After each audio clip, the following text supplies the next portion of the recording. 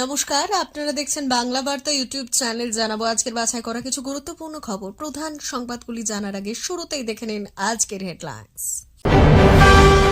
কে হবেন পরবর্তী election commissioner, রাহুলের অপেক্ষা না করে সিদ্ধান্ত নিলেন মোদী। মঙ্গলেও শুনানি হবে না ওবিসি শংসাপত্র বাতিলের মামলায়, তালিকা থেকে মুছে দিল সুপ্রিম কোর্ট। প্রশ্ন ভুল উত্তর দিলেই মিলবে পুরো নম্বর, ঘোষণা পর্ষদের। উরুষ উৎসবে নেই বাংলাদেশি পুণ্যার্থীদের উপস্থিতি, কোটি কোটি কোটি টাকার কেনা বেচা। কুম্ভ শুরু করেছিলেন সম্রাট হর্ষবর্ধন, কিন্তু বিজেপি মনে করে যে তারাই সব করছে, আক্রমণ অখিলেশে। শান্তি ফেরাতে কেন্দ্র উদ্যোগী হবে, আশা জনজাতিতে। বঙ্গ বিধানসভায় হট্টগোল, শুভেন্দু অধিকারী সহ বরখাস্ত 4 বিজেপি বিধায়ক। আমেরিকা ভারত থেকে এই পরিমাণ কোটি ডলার ঋণ নিয়েছে। কে হবেন দিল্লির মুখ্যমন্ত্রী, বুধের বৈঠকে মিলতে পারে জবাব। প্রস্তাব খারিজ হতে বিধানসভার ওয়ালে বিক্ষোভ দেখালেন শুভেন্দুরা, পরে ওয়াকআউট কি দাবি।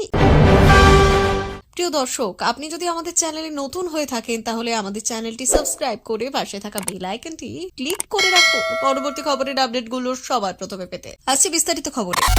মুখ্য নির্বাচনী আধিকারিকের নিয়োগ নিয়ে রাজনৈতিক নাটক কার্যত চরমে উঠল সোমবার। প্রধানমন্ত্রী নরেন্দ্র মোদী নেতৃত্বাধীন একটি উচ্চ পর্যায়ের বৈঠক ছিল এদিন। বৈঠকের মূল উদ্দেশ্য ছিল দেশের নতুন মুখ্য নির্বাচনী আধিকারিক নিয়োগ, কারণ মুখ্য নির্বাচন কমিশনার রাজীব কুমারের মেয়াদ শেষ হচ্ছে মঙ্গলবার। সেখানেই নতুন শীর্ষ কর্তা নিয়োগ সাময়িকভাবে স্থগিত রাখার আবেদন করেছেন লোকসভার বিরোধী দলনেতা রাহুল গান্ধী। কারণ মুখ্য নির্বাচনী আধিকারিক নিয়োগ প্রক্রিয়া নিয়ে একটি মামলা সুপ্রিম কোর্টের বিচারাধীন। বুধবার সেই মামলার শুনানি হওয়ার কথা। সুপ্রিম কোর্টের শুনানি তালিকা থেকে বাদ দেওয়া হলো রাজ্যের 12 লক্ষ ওবিসি শংসাপত্র বাতিল সংক্রান্ত মামলা। মঙ্গলবার ওই মামলার শুনানি হওয়ার কথা ছিল, আর সেই মতো শুনানির তালিকায় ছিল মামলাটি। সোমবার অতিরিক্ত তালিকা প্রকাশ করেছে সুপ্রিম কোর্ট এবং জানিয়েছে ওই মামলাটি তালিকা থেকে মুছে দেওয়া হয়েছে। তবে নির্দিষ্ট কোনো কারণ শীর্ষ আদালতের তরফে জানানো হয়নি। সূত্রের খবর, মার্চ মাসে মামলার শুনানি হতে পারে। সুপ্রিম কোর্টের এই সিদ্ধান্তের ফলে আপাতত ওবিসি শংসাপত্র নিয়ে কলকাতা হাইকোর্টের রায় বহাল রইল। প্রসঙ্গত, গত 22 মে কলকাতা হাইকোর্টের বিচারপতি তপব্রত চক্রবর্তী এবং বিচারপতি রাজা শেখর মান্তার ডিভিশন বেঞ্চ 2010 সালের পর থেকেই তৈরি রাজ্যের সব ওবিসি সার্টিফিকেট বাতিল করে দিয়েছিল। হাইকোর্টের নির্দেশে প্রায় 12 লক্ষ সার্টিফিকেট অকেজ হয়ে যায়। উচ্চ আদালতের ওই নির্দেশকে চ্যালেঞ্জ করে এবং সুপ্রিম কোর্টে যায় রাজ্য। হাইকোর্টের ওই রায়কে চ্যালেঞ্জ করে এবং অনগ্রসর শ্রেণী কল্যাণ দপ্তরও। গত ডিসেম্বরে রাজ্যের তরফে আইনজীবী কপিল সিব্বল জানিয়েছেন, রঙ্গনাথ কমিশন মুসলিমদের সংরক্ষণের সুপারিশ হয়েছিল, যার প্রেক্ষিতে শীর্ষ আদালতের 2 বিচারপতি বেঞ্চ জানিয়েছিলেন 2025 সালে জানুয়ারি মাসে মামলার পরবর্তী শুনানি হবে। তবে আদালতের পর্যবেক্ষণ ছিল শুধুমাত্র ধর্মের ভিত্তিতে কারণ সংরক্ষণ পাওয়া উচিত নয়। এরপর জানুয়ারিতেও মামলার শুনানি পিছিয়ে গিয়েছিল শীর্ষ আদালত। মূল মামলাকারীদের তরফে আইনজীবী পিএস পাট্টাওয়ালিয়ার সুপ্রিম কোর্টে সওয়াল করে এবং জানায়, হাইকোর্টের রায় বলেছে ওবিসিদের তালিকা তৈরির ক্ষেত্রে কোনো সমীক্ষা করা হয়নি। নির্দিষ্ট কোনো তথ্য ছাড়াই ওবিসি বলে ঘোষণা করা হয়েছে এবং কমিশনকে এড়িয়ে ওই কাজ করা হয়েছে। রাজ্যের তরফে হাইকোর্টের রায়ের উপর স্থগিতাদেশ চাওয়া হলেও সুপ্রিম কোর্ট সেই আবেদন খারিজ করে দিয়েছিল। মাধ্যমিকের অঙ্ক পরীক্ষার 2টি প্রশ্ন হালকাভাবে দেওয়া হবে এবং জানালো মধ্যশিক্ষা পর্ষদ। এবার অঙ্ক পরীক্ষা নিয়ে ছাত্রছাত্রীদের অনেক অভিযোগ। তার সত্ত্বেও নামকরা কিছু স্কুলের শিক্ষকরা প্রশ্ন দেখে জানিয়েছেন, প্রশ্ন সিলেবাসের মধ্যে থেকেই করা হয়েছে, তবে একটু ঘুরিয়ে করা হয়েছে এবারের প্রশ্নপত্র। উদাহরণস্বরূপ তিনি বলেছেন, আগেরবার সমকোণী ত্রিভুজ বলা হয়েছিল, এবারে শুধু ত্রিভুজের কোণের মাত্রা দেওয়া হয়েছে, যা বুদ্ধি খাটিয়ে বের করতে হবে। শিক্ষকরা আরও জানিয়েছেন, যারা ভালো মানের পড়ুয়া তারা খুব সহজেই 80% নম্বর পেতে পারে।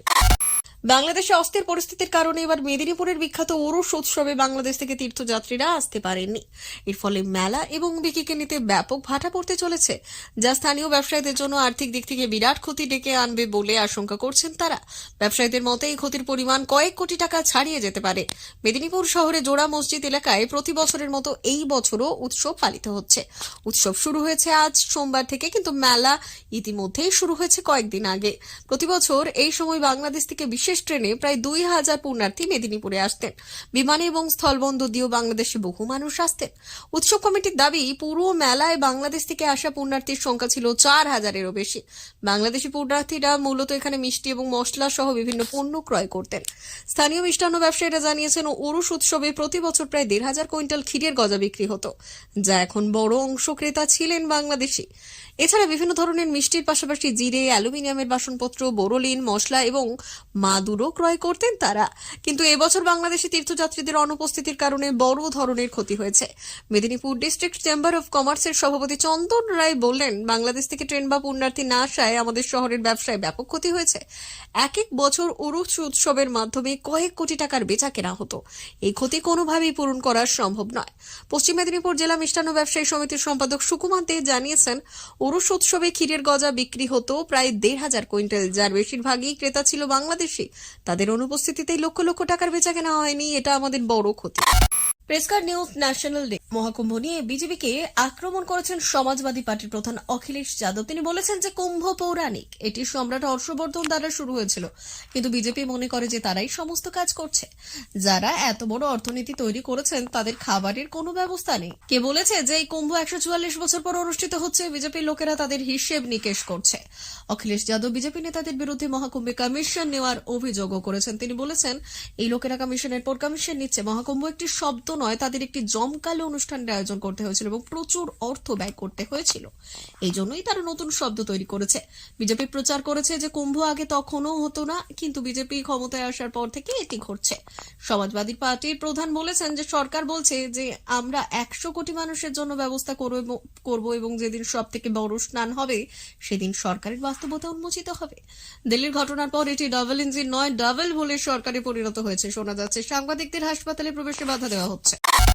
রাষ্ট্রপতি শাসন জারির পর কেন্দ্র মণিপুরের শান্তি ফেরাতে প্রয়োজনীয় পদক্ষেপ করবে। আশাবাদী সেই রাজ্যের ১০ জনজাতি বিধায়ক। ৭ বিজেপি বিধায়ক সহ জনজাতি বিধায়কের যৌথ বিবৃতিতে বললেন, জাতি হিংসার শিকার হয়ে বহু মানুষ আজ ঘর ছাড়া, অবর্ণনীয় কষ্টে দিন কাটছে তাদের। তাই আলাপ আলোচনার মাধ্যমে সময়সীমা বেঁধে এই সমস্যা সমাধানে এগোনোর দাবি জানিয়েছেন তারা। ১০ বিধায়কের মধ্যে ২ জন ছিলেন বীরেন সিংহ মন্ত্রিসভার সদস্য, কিন্তু জনজাতিদের পৃথক প্রশাসনের দাবিতে তারাও সরকারকে বয়কট করে চলেছেন। জানি বিধানসভার অধিবেশনও নির্বাচিত জনপ্রতিনিধিদের সঙ্গে কুকি ইজো কাউন্সিলের রাষ্ট্রপতি শাসনের সিদ্ধান্তকে স্বাগত জানায়। Indigenous tribal leaders forum, Kuki, ইনপি, মণিপুর সহ বিভিন্ন জনজাতি সংগঠনের এই কাউন্সিল আশা ব্যক্ত করে যে এবার প্রকৃত অর্থে শান্তি স্থাপনের চেষ্টা করা হবে। সোমবার বিধানসভায় বিজেপি বিধায়করা হট্টগোল সৃষ্টি করে এবং যার পর বিরোধী দলনেতা শুভেন্দু অধিকারী সহ ৪ বিজেপি বিধায়ককে ৩০ দিনের জন্য বরখাস্ত করা হয়। অন্যান্য বরখাস্ত বিধায়কদের মধ্যে রয়েছেন অগ্নিমিত্রা পাল, বঙ্কিম ঘোষ এবং বিশ্বনাথ কারক। আসলে সরস্বতী পুজোর সাথে সম্পর্কিত সাম্প্রতিক ঘটনাগুলির বিষয়ে বিজেপি বিধানসভায় একটি মুলতুবি প্রস্তাব পেশ করেছিল। স্পিকার বিমান বন্দ্যোপাধ্যায় অগ্নিমিত্রা পালকে প্রস্তাবটি পাঠ করার অনুমতি দিলেও আলোচনা করতে অস্বীকৃতি জানান। আর এই সিদ্ধান্তে ক্ষুব্ধ হয়ে বিজেপি বিধায়করা স্লোগান দিতে শুরু করেন এবং শুভেন্দু অধিকারীর নেতৃত্বে বিধানসভায় তীব্র প্রতিবাদ জানান। খবর অনুযায়ী শুভেন্দু অধিকারী স্পিকারের চেয়ারের কাছে গিয়ে কাগজপত্র ছিঁড়ে ফেলে দেন। এরপর বিজেপি বিধায়করা ওয়াকআউট করেন।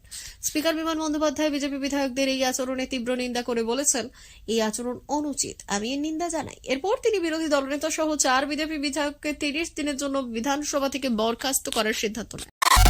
আমেরিকা ভারত থেকে এই পরিমাণ কোটি ডলার ঋণ নিয়েছে। ট্রাম্পের ট্যারিফ আরোপ করার আগে এটা ভাবা উচিত। এখনো পর্যন্ত আপনি হয় শুনেছেন যে আমেরিকা যাকে বিশ্বের সুপার পাওয়ার বলা হয় অন্য দেশগুলো ঋণ নেয়, কিন্তু এটা সত্যি নয়। ডোনাল্ড ট্রাম্পের আমেরিকা অন্য দেশগুলোর কাছেও বহু বিলিয়ন ডলারের ঋণ নিয়েছে। সব থেকে বড় কথা হলো চীন এবং জাপানের পাশাপাশি ভারতও আমেরিকাকে ঋণ দেওয়ার দেশগুলোর মধ্যে রয়েছে। আমেরিকা ভারত থেকে শত শত বিলিয়ন ডলার ঋণ নিয়েছে। ডিডব্লিউ প্রতিবেদন অনুযায়ী ভারত প্রায় ২৩৪ বিলিয়ন ডলারের কিনেছে। আর এর মধ্যে ভারত আমেরিকাকে শীর্ষ বিদেশি ঋণদাতাদের তালিকায় যুক্ত করেছে। জানিয়ে রাখি, আমেরিকার শীর্ষ বিদেশি ঋণদাতা দেশ হচ্ছে জাপান। দিল্লির পরবর্তী মুখ্যমন্ত্রী কে হতে চলেছেন? খুব সম্ভবত ১৯শে ফেব্রুয়ারি অর্থাৎ আগামী বুধবার এর উত্তর পাওয়া যেতে পারে। সোমবার তেমনই ইঙ্গিত দিয়েছে বিজেপি রাজ্য নেতৃত্ব। এদিন একটি সংবাদ মাধ্যমকে বিজেপি নেতৃত্বের পক্ষ থেকে জানানো হয়েছে যে আগামী বুধবার বিজেপি পরিষদীয় দলের বৈঠক অনুষ্ঠিত হবে। অনুমান করা হচ্ছে ওই বৈঠকেই দিল্লি পরবর্তী মুখ্যমন্ত্রীর নাম ঠিক করা হবে এবং তা আনুষ্ঠানিকভাবে ঘোষণা করা হবে।